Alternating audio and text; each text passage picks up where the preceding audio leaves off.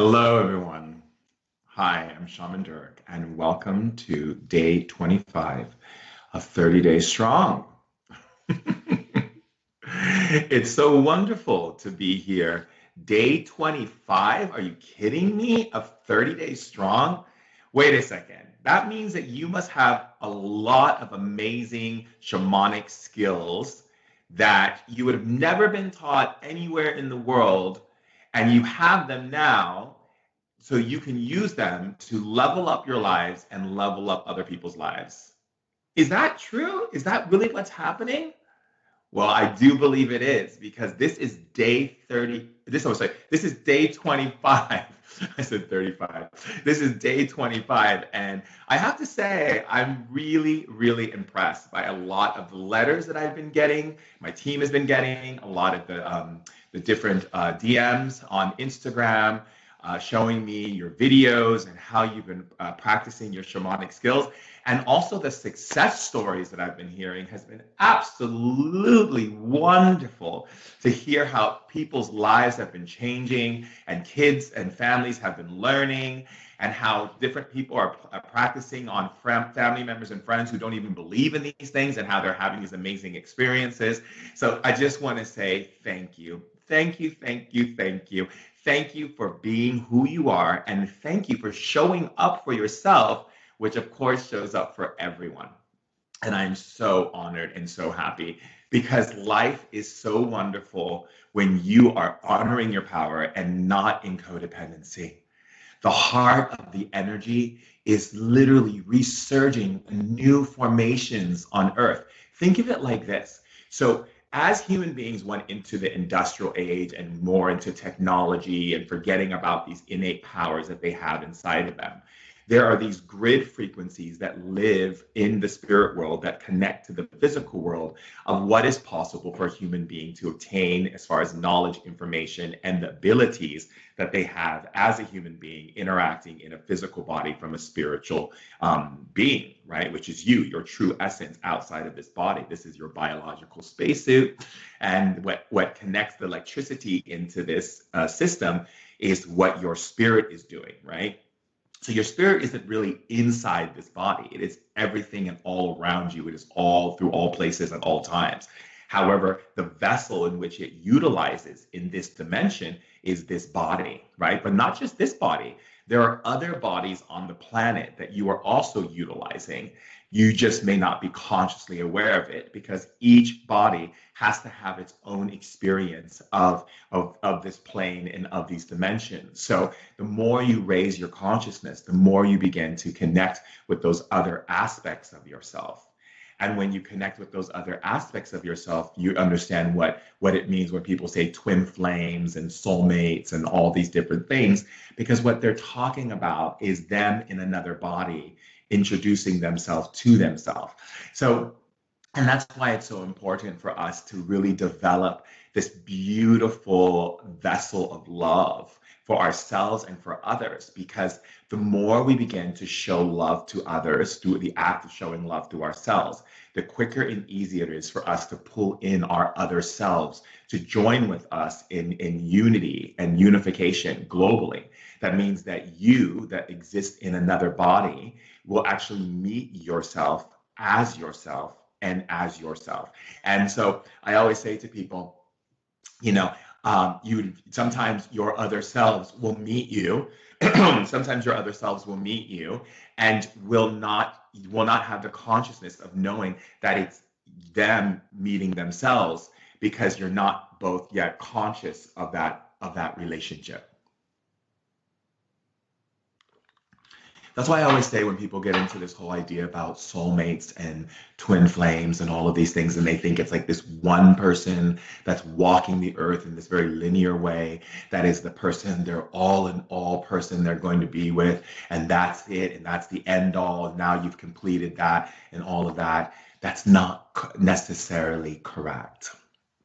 You see, your twin flame, your soulmates are aspects of you. They are you, meaning when I say aspects, meaning they are you in another body.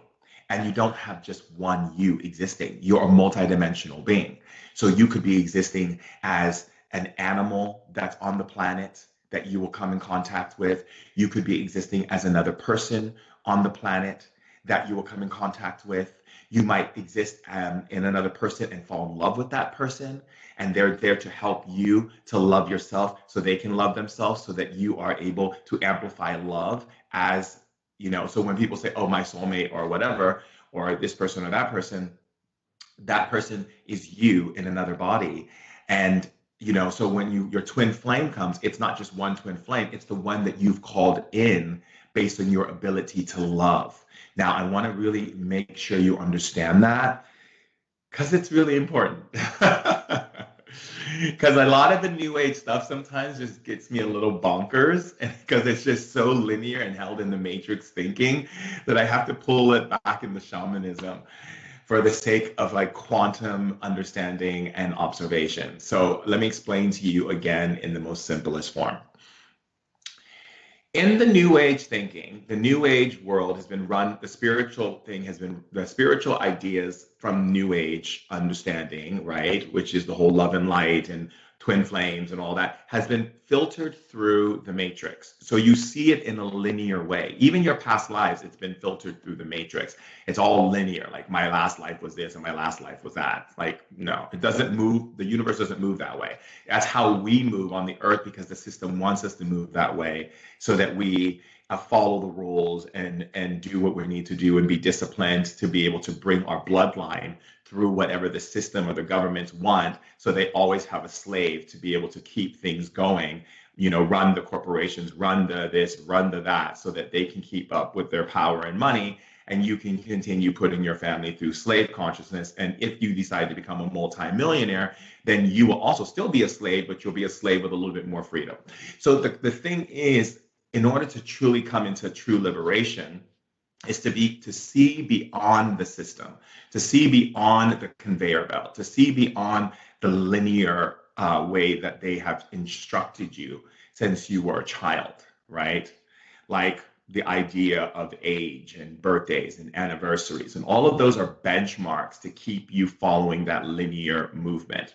So when people put spirituality through matrix, it kind of like scares me, because it literally makes human beings bring their whole spirituality, which is basically just evolution, through a linear creation by a system. I mean, think about it.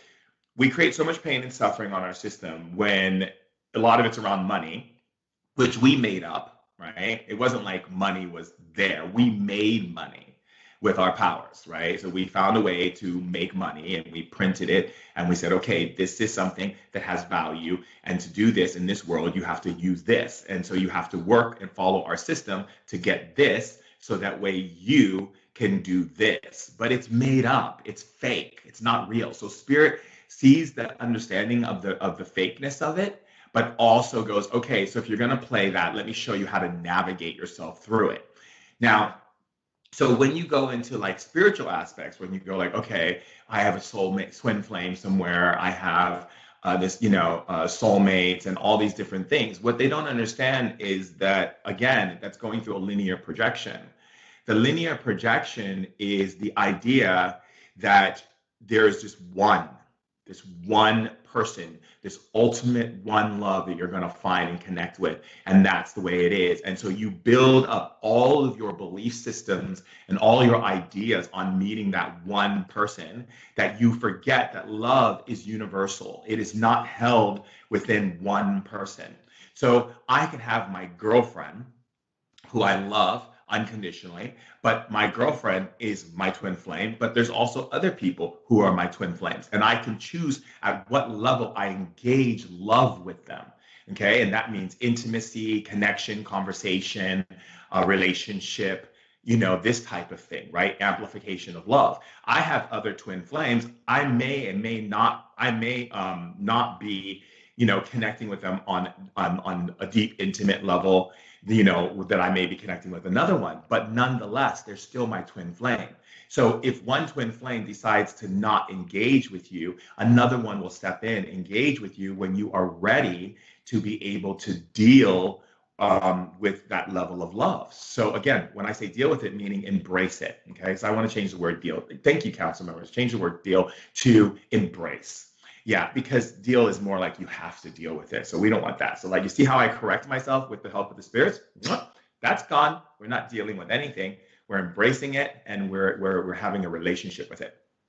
So what happens is when you're stepping into that space, right, of going into understanding that it's not linear. So when people say, when is that one special person going to come? It's like, when is all those special people? When am I going to open myself up, right, to embrace the possibility of love at this level so this person can show up? Okay, it's not anything you have to do to go to this place or to take, do these things. It's about it's all here. It's all here.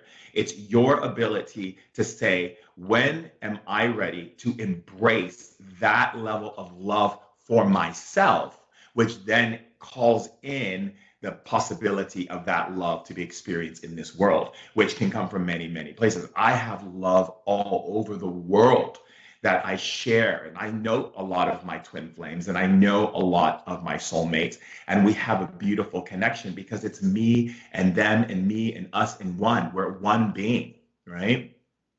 So really just want you to understand that so we can get out of this kind of like, this is soulmate and that soulmate and this and that and the other, that we actually begin to realize that everything that shows up in our life as far as people is based on how we love and nurture ourselves. So that's why I'm really grateful and thankful for the way that you show up every single day to your shamanic training, which is your remembrance, as we know, to be able to learn how to up-level your life. It's so beautiful.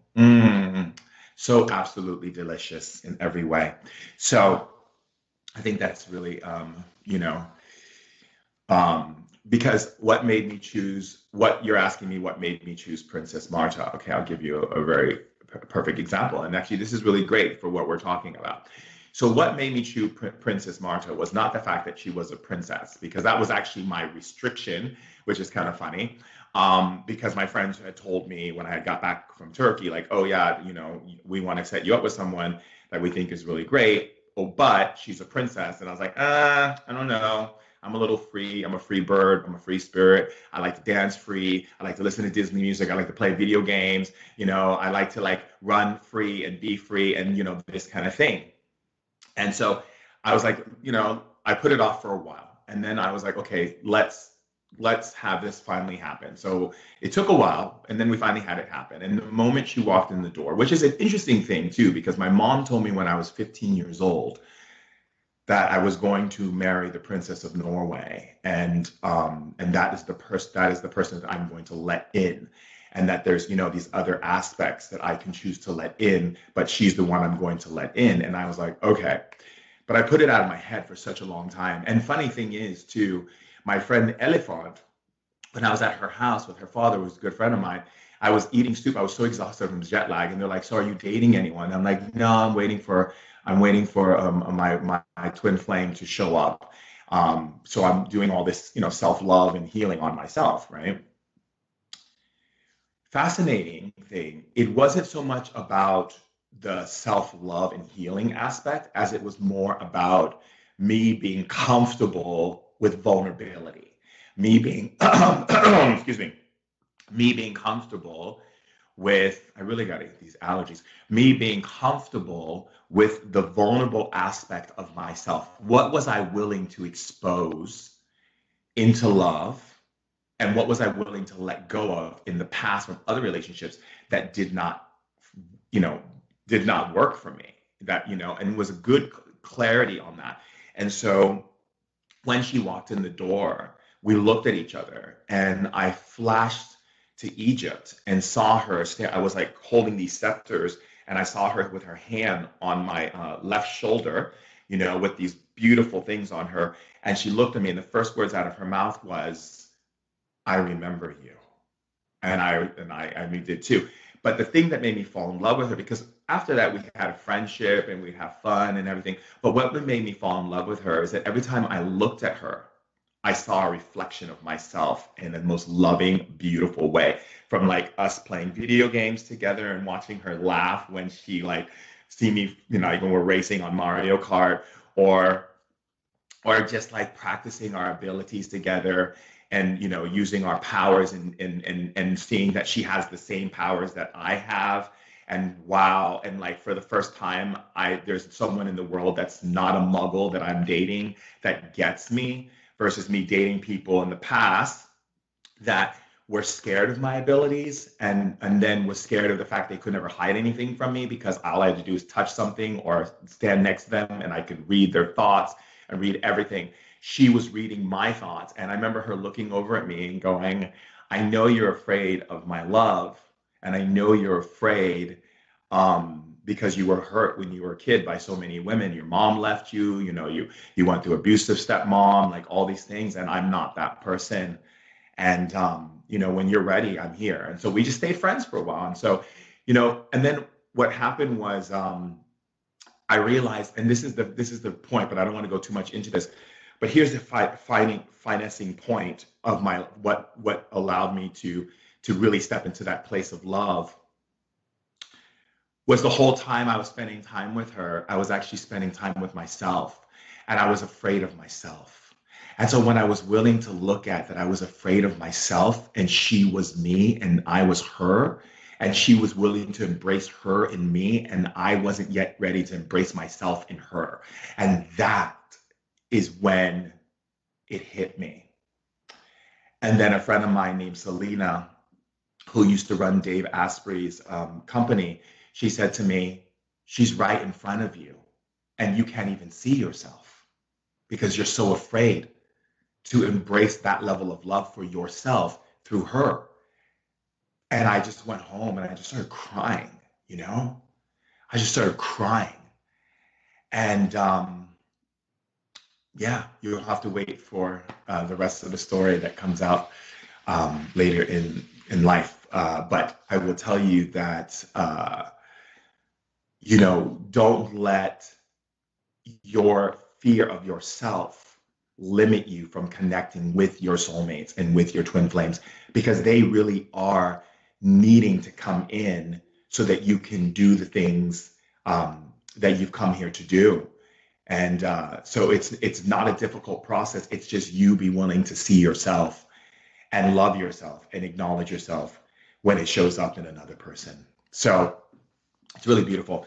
Okay, so today on 30 Days Strong, on day 25, I will be teaching you how to connect with the wind spirits. And the wind spirits are very powerful spirits. And in shamans, we are friends with the elementals. We are friends with the different spirits. And some shamans, based upon how much of their lineage or family or much love they have for one particular element over another, have built a relationship with them either in this lifetime or the other lifetimes that all of their other quantum selves have lived, that is sharing that essence with them to one of those elements or to all of those elements. So in most of the shamanism and like anything to do with like witchcraft or any of these things, which basically is a woman just knowing who she is and isn't connected to nature and knows her power, knows how to manifest. And if that's what you want to, that's really what a witch is. It's not all about evil and all these other things that humans want to be. It's just a woman who knows herself, and a man witch is a man witch who knows himself. And a sorcerer is one who believes in their words. And a wizard is one who believes in their thoughts.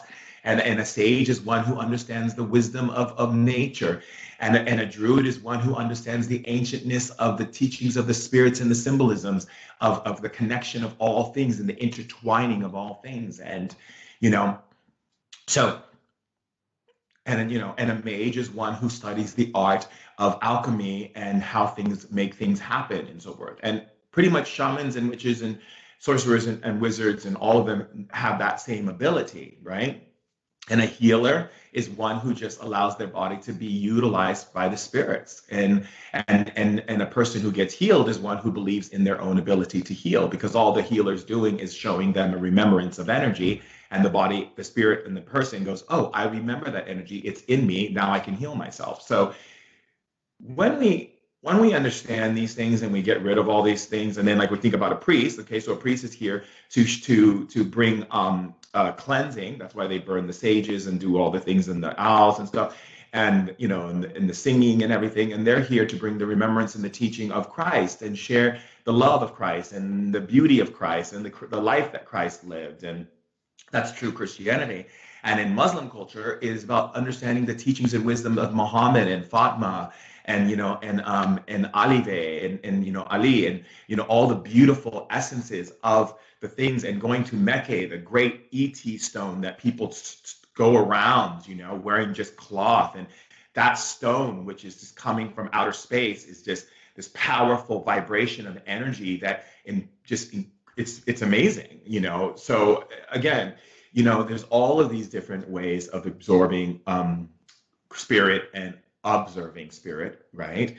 And the list continues, right? So I mean, I can say more. Oh, and in Judaism, which is beautiful, it's honoring the sacred laws of spirit. You have the Kabbalah, the Malakut, the Gevurah, the Tiferet, the Hesed, the Tiferet, the Chakma, the Bina, the Kether. So you have the different languages, and each of the languages is a code that unlocks power in the universe, the power in your heart, power in your mind, power in this, power in that, and then the reverence of creation. So it's quite beautiful, the tree of life, and the beautiful essence of the Torah and the Talmud. Living in Israel for so many years, I've learned so much, and so much love and respect, for Hebrew and for the culture, and going to synagogue and all of these things. So again, and the holy days is beautiful as well. I mean, who doesn't want to celebrate Shabbat and not work and just nurture and eat good food and sleep? I mean, nothing wrong with that.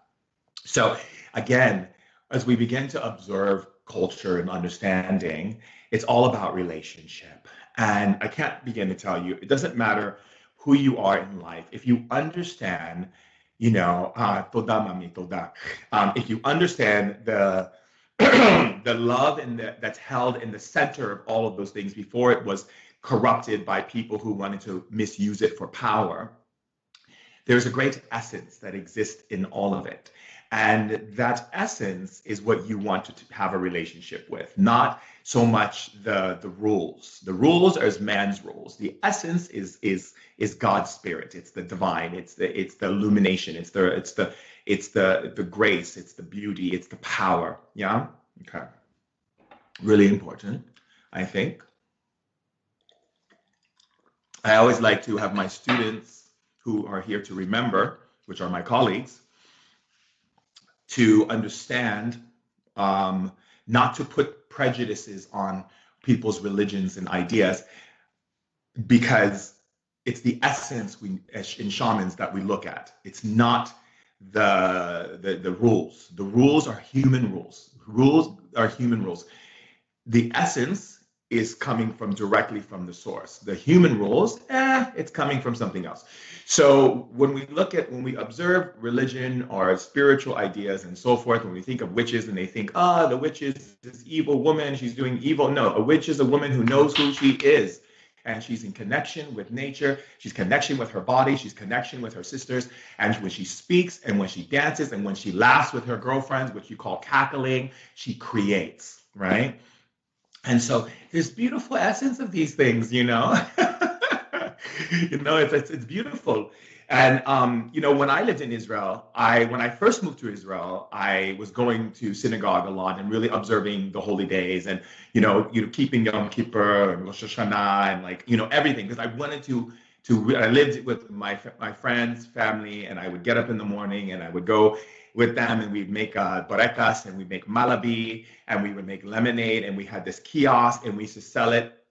And it was amazing. We get up in the morning and we would do these things, and for me, it was like so beautiful to just get up in the morning and prepare everything and make the barekas and get the tomato sauce and chop it up with the garlic and the different things and, and sell it to people, and they're come to the kiosk. So I like to have 2 barekas, so it was great, and learning the language, learning the culture, same in Turkey, same in Egypt, all the places. So I encourage you to enrich yourselves in the beauty that is around you, not the rules with that men create to put fear and control over you of your relationship with the divine. It is to observe the beauty of it. Yeah, you know, I can't tell you how many times I've sat with old witches in England, and all it was just them speaking about their love for humanity and nature and making special teas that made us laugh. And then they say, let's focus on what we're sending the laughter to this people, to this friend who's sick and this and that. This is the real way of witchery. It's to, you know, is the healer. And that's why people were so afraid of them, and that's why they were burned and all these things, because they were afraid of them, because they didn't understand why they had so much ability to manifest so quickly and make things happen so quickly. And it was because they were joyous, free in their sensuality as women.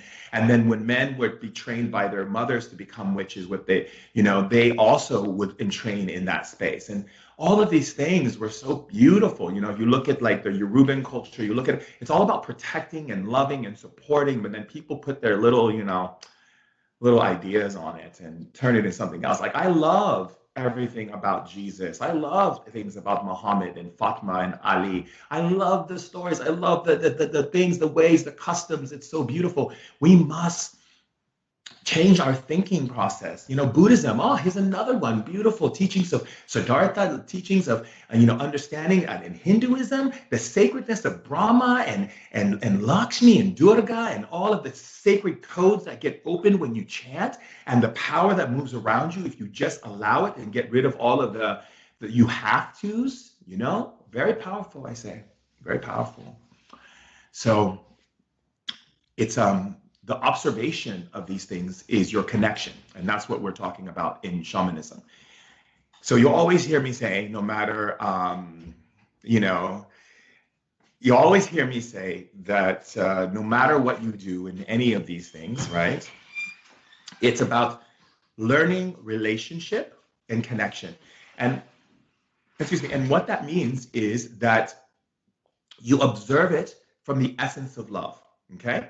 So one of the techniques that today we're going to learn is learning the essence of air, the wind, okay? So one time I was in Turkey, and it was this hot day, and we're on a table with some friends of mine who are like, in Turkey, we have certain people who are very known in their country and so forth. And so we're on the table with, some friends who are very like, let's go I'm going to take you and your friends, to eat lunch and da-da-da-da. And, they were like, this kind of very happy, and all of us together and everything was beautiful, but it was so hot. And everyone was like, oh my God, it's so hot, it's so hot. And so I called the wind spirits, and this woman looked at me, and she says, is that really going to work? And I started laughing. I said, darling, have you lost your connection with the wind? And so all of a sudden this wind started, coming and cooling everyone off on the table, and she couldn't believe it. And so it's, for me, when I teach people how to connect with the elements, how to do the hand positionings to open up certain energies and certain frequencies. Sometimes people will see me doing healings on people and see me do my hands in different ways. If you look at Sanskrit, certain positions where people go into these kind of meditational things, these things aren't just things. These things are literally codes and energies that you move to access things. If you ever see old magic, old witchery, there's certain positions of hands that you do to access certain powers, and so a lot of the people have lost contact with these movements, with these abilities. And then some cultures have kept bits and pieces of them, and only give them to the Western world sparingly to see if people actually, what they do with them, how they honor them, right? So the mudras, exactly, right? And so a lot of times people just do it just because the teacher's telling them to do it. And so in shamanism, I don't just teach my students to remember something. I really get them to understand the movement in the flow. So for air, there's different ways to communicate to air, but I'm going to show you this most simplest shamanic way to communicate with the air. So you're going to hit the center bubble like this, and then these fingers come down. So it's, again, I'm going to show you. See that snap? Okay, so just practice that with me.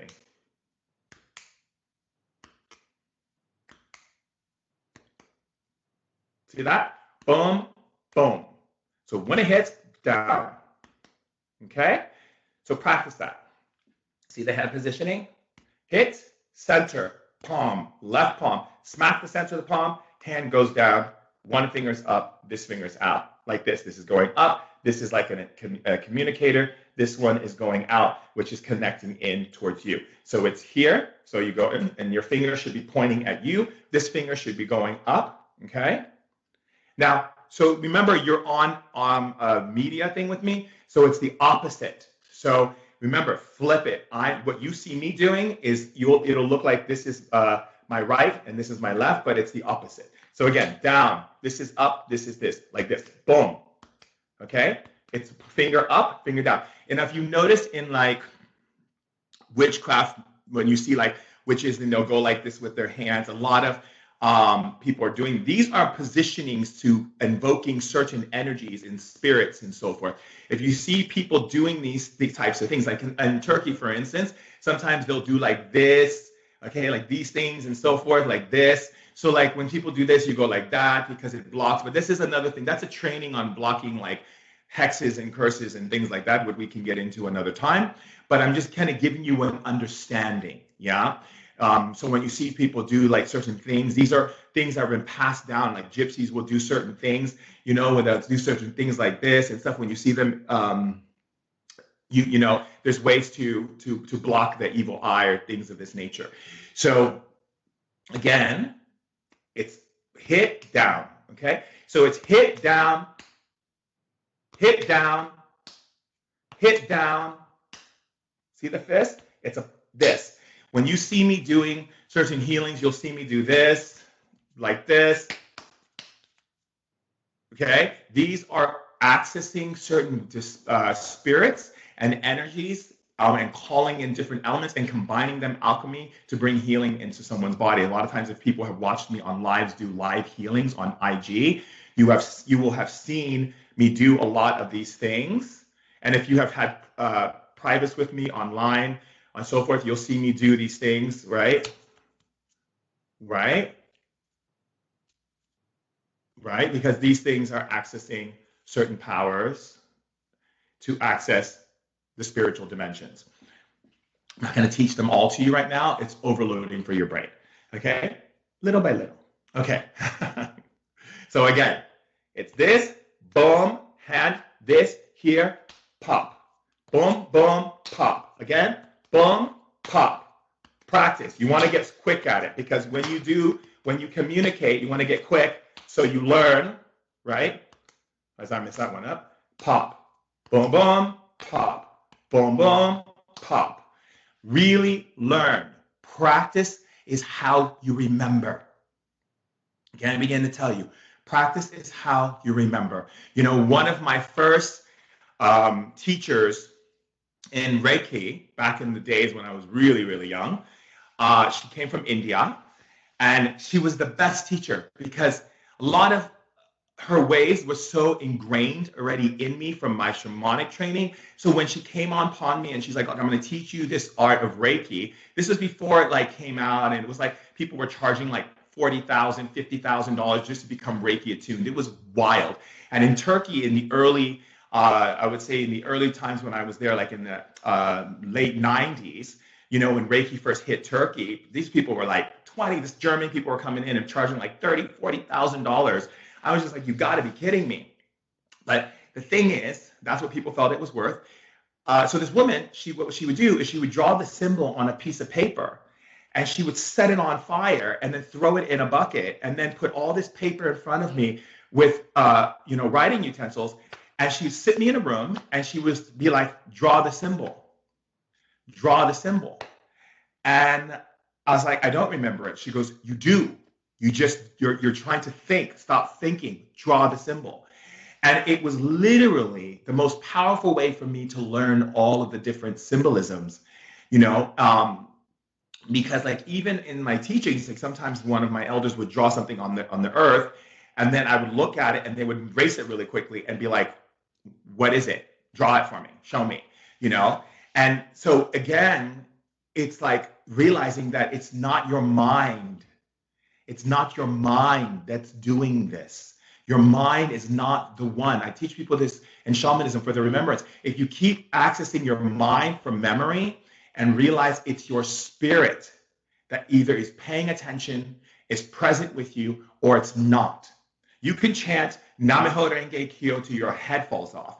You're not going to access the doorway where all of the disturbances of aggressive energies and everything, where you sit in the center of this beaming light and you're just energy, your body's gone, the whole room disappears and everything, if you don't chant the words with your spirit. You know, a perfect example is a friend of mine. She's an amazing, powerful witch. Her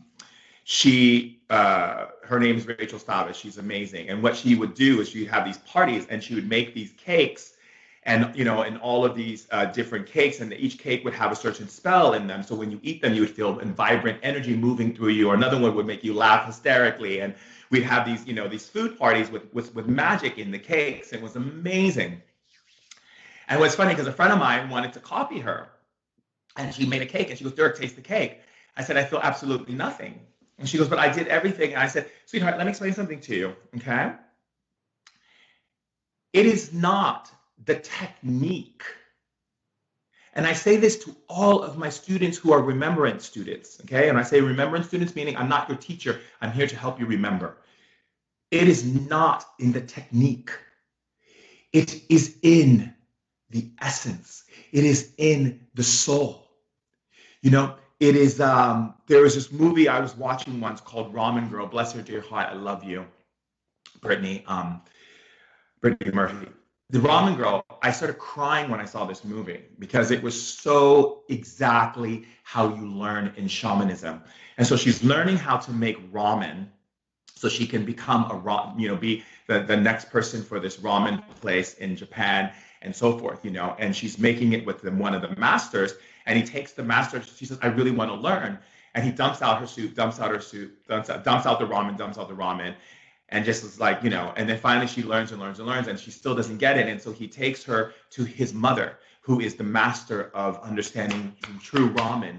And the mom is drinking and stuff like this, and she says, "It's not in the technique." And this is exactly how we teach remembrance in shamanism, in witchcraft, in sorcery and wizardry. If you look at the old teachings of Aleister Crowley, you will understand it is not in the technique. It is in the soul. It is in the soul. And she said, when you cook your ramen, you didn't put I don't feel anything. I don't feel anything. You need to put love. When you give the ramen, when you give anyone anything, and this is how I feel about healing. This is how I feel about when I share things with you on 30 Days Strong. When I'm sharing something with you, I'm sharing it with you because I'm doing it from a place of love, from a place of knowing that you're powerful. Not from a place of I'm wanting to see if you're powerful or let me see how you respond to it. I'm giving it to you with love. So the same thing when she handed the soup, she said, when you're giving ramen, you're giving a part of yourself. So when I'm giving you these things, I'm giving you a part of my ancestry. I'm giving you a part of my grandmother. I'm giving you a part of my grandfather. I'm giving you a part of my lineage. I'm giving you a part of my soul to share with you. And then you bring your soul into it. And then when you give it to someone, you give a part of my soul, my ancestors, and you give a part of your soul, your ancestors to the next person. It is this constant love giving. So when she said, I'm going to give you this bowl of soup, right? It's not just like giving a bowl of soup. You're giving your soul to someone in a bowl that they're going to eat and become part of you. And a part of them. So we are merging energies, right? And that's how we have to look at healing and everything that we do on our planet. It's that what are we giving ourselves into? Right? And so when you learn these things, when I explain that to my friend about making those cakes and stuff, what I love about the movie and the ramen, she said, well, I don't know how to love. I don't know love. And she said, then put your sorrow into it. Put your emotional pain into it. And then when she made the soup, everyone started crying and feeling the pain of remembrance of things they love so much. And then she learned how to bring emotions into everything that she does. But it's not just the emotions, it's your soul. Okay. So again, when you do these things, it's not about just the technique. It's not just, okay, Shaman Durek said this. Okay, do this and this, do this and this. No, it's do it with your soul. Okay. After you do that, you want to practice with your hands like this. So when you do that, you say, wind spirits, you put your hands out, wind spirits, come to me. And when you feel like a chill or a wind blowing on your face, even if it's a slight bit of wind on your face and a chill goes around your body, you say, thank you, wind spirits. Now remember, it's about relationship. Wind spirits, blow on me. Thank you, wind spirits. I felt that. Increase, wind spirits, at 1,000. Blow on me at 1,000. Now, I created the number thing. That's not in shamanism. In shamanism, they make you gauge the energy, which can take years and years and years of remembrance. So I decided to simplify it for the Western world by creating 1,000, 2,000, 3,000, 4,000, 5,000, and up. So if you ever see my post on Instagram where I say, download this energy at 20,000, download this energy at 5,000, download this energy at 4,000, I'm using frequency holding. That means that you are knowing exactly what you can hold. And then if you go up higher and you don't feel it, that means you have some blocks that need to be cleared that you've created. And when I say blocks, meaning you've created an energy there that's not limiting you from going higher. So you never start at a higher number, start at a lower number and see how that builds, okay? So remember, boom, boom, wind spirits come to me. Like right now, they're already here. Increased, and for me, I've been doing this my whole life. So increase to 20,000. So right now, there's a whole energy of wind moving around my body like this. And I go and I teach my students outside where there's no wind and have them find the wind from the east, southern, west side, and basically would call the wind from a direction and the wind will come. And I encourage you to practice this remembrance with, not technique, with love, with passion, with a willingness to truly know the wind spirits, to truly know them. Don't just do these things just because Shaman Durek is telling you to do these things. That doesn't do anything. If you were in my class and you were here as a student of remembrance and you came in and you were following all my techniques and you're not getting anything, when I was a kid, I used to have a women's coven where I was teaching all the local kids in the neighborhood, families who are already in the magical world. They were dropping off their kids after school, and I would teach them how to build wands and how to call in the wind and how to do all of these things and how to access dimensions and how to do all these things. And there was one girl in my class who was a student, and she would remember, she had a book and she knew every single thing, everything I said, put this herb in, put this thing in, do this thing, move it like this, say these words, hold it up, move it in this direction, put it down, bow to it on this side, all these things. And she would say, I did all these things. How come it's not working? I said, it's not working, my dear, because you are not here. You are not here. You are following rules. It's easy to follow rules. You were programmed into a matrix to follow rules. This is not what this is about. Bring your child spirit here. Bring your sensuality here. Oh, by God, bring your sexuality here. I don't care. Have an orgasm with what I'm teaching you if that's going to get you to access the powers. But don't access it from your mind. Access it from your soul. This is very important. So if you ever come to any of my retreats, and you come to any of my woke shops, not workshops, woke shops, you know that this is what I'm holding space for you to remember in the way in which you learn shamanism. Okay, so I want you, if you have to go back over this again, you can find it on Apple TV or Roku at KNEKT.TV, or you can go to YouTube if you need to, but KNEKT.TV has all of them so you can see them and watch them on the big screen. And I really, really, really, really know that you're going to master this. And this is just the first step, and there's all kinds of other things you can do. And I want you just to learn this aspect so that you can understand. So later, when I show you what things you can do with the wind and how you can orchestrate the wind and how you can do things, it's quite beautiful, my darlings. Absolutely beautiful. Shamanism, I kid you not, is literally, and also just so you know, because a lot of times people will say, is shamanism a religion? No. Shamanism is not a religion. So when you're if you have friends, because I have friends who are religious and they're like, shamanism is a religion. What kind of religion is that? It's not a religion. It's a relationship. That's it. So when people say, what is shamanism? It's a relationship. If you need any more, you already got the answer. It's a relationship, and that's it. Now, what kind of relationships you have will depend how strong you become in shamanism and the type of authenticity and love that you have. It's a lifestyle choice. That's right. So I love you so much. You can go back and watch this again. And if you like the things you're hearing, please check out Ancient Wisdom Today podcast. It was created for the tribe, for love, for acceleration, and for enhancement. And if you are going to be a part of today's course for the webinar that I'm doing, it's going to be fun. So I hope you signed up today for the webinar. It's going to be lit. And have a beautiful, beautiful, powerful you experience.